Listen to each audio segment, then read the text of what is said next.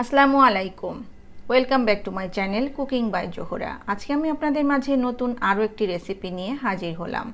নারকেল দিয়ে যে এত সুন্দর রেসিপি তৈরি করা যায় আগে জানা ছিল না। এভাবে একবার বানিয়ে দেখুন, খেয়ে চমকে যাবেন। এই পিঠাগুলো বানিয়ে অনেক দিন স্টোর করে খেতে পারবেন। খেতে অনেক বেশি মজার। যে একবার খাবে আপনার কাছে রেসিপিটি জানতে চাইবে। তাহলে আর কথা না বাড়িয়ে চলে যাই মূল রেসিপিতে। এই রেসিপিটি তৈরি করার জন্য আমার লাগবে 1.5 কাপ নারকেল কোরানো।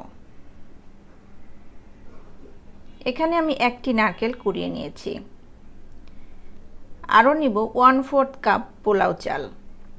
পোলাও চাল ভিজিয়ে রাখতে হবে 10 মিনিট। তারপর পানি ঝরিয়ে একটা মিক্সিং জারে ঢাকনা লাগিয়ে গুঁড়া করে নিব।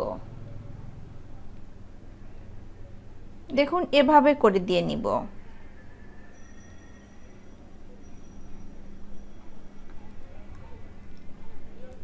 গুঁড়া করে নিয়ে এটিকে ছেঁকে নিতে হবে। এরপর কোরানো নারকেলটাকে মিক্সিং জারে নিয়ে এটাকে একটু মিহি করে নিব। এটি এভাবেও রাখতে পারেন, তবে মিহি করে নিলে এই পিঠাটা অনেক সুন্দর হবে। এই নারকেলের সঙ্গে 2টি এলাচ দিয়ে দিব। এই পিঠাটায় এলাচ দিলে অনেক সুন্দর একটি ফ্লেভার বের হবে। দেখুন এভাবে করে মিহি করে নিতে হবে। এরপর এটিকে একটি পাত্রে ঢেলে নিব।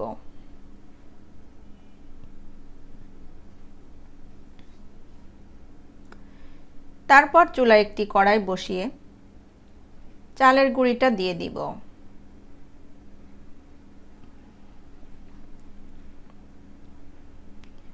এরপর হালকা আঁচে নেড়ে চেড়ে ভেজে নিব। এটিকে এমনভাবে ভাজতে হবে যেন কাঁচা গন্ধটা চলে যায় এবং ভাজা ভাজা একটি সুন্দর ফ্লেভার বের হবে এবং এটি ঝরঝরে হয়ে যাবে। কিন্তু এটিকে অতিরিক্ত কালার করে ফেলা যাবে না। হালকা লালচে কালার হলে নামিয়ে নিব।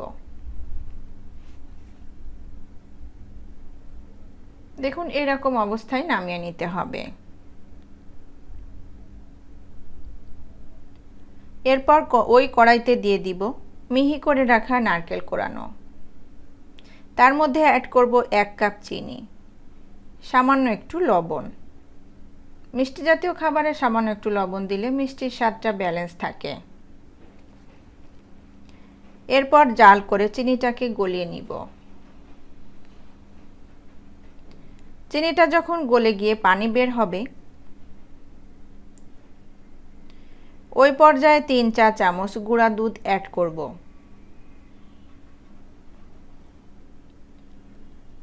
গুঁড়া দুধটা দিয়ে সঙ্গে সঙ্গে মিশিয়ে নিব, তা না হলে দুধটা দলা পাকিয়ে যেতে পারে। এই কাজটি খুব দ্রুতভাবে করে নিতে হবে। এভাবে নাড়তে নাড়তে যখন আঠালো ভাব হয়ে আসবে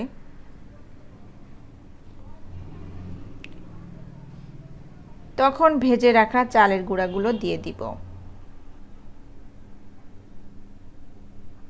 এবং সঙ্গে সঙ্গে মিশিয়ে নিব।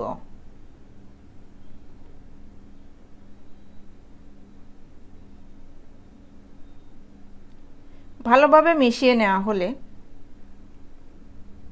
হাফ চা চামচ ঘি দিয়ে দিব।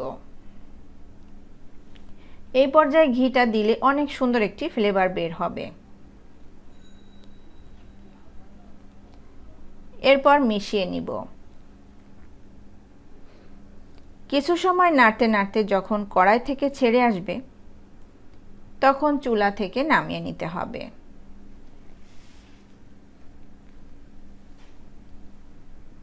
দেখুন কড়াই থেকে ছেড়ে ছেড়ে আসছে।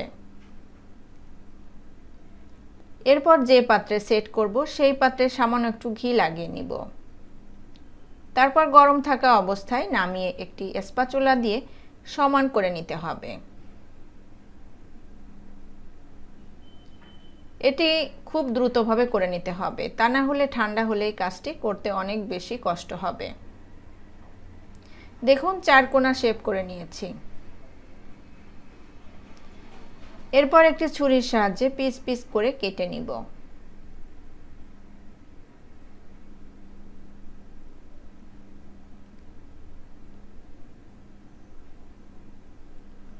আমি এটিকে ট্রায়াঙ্গেল করে কেটে নিচ্ছি।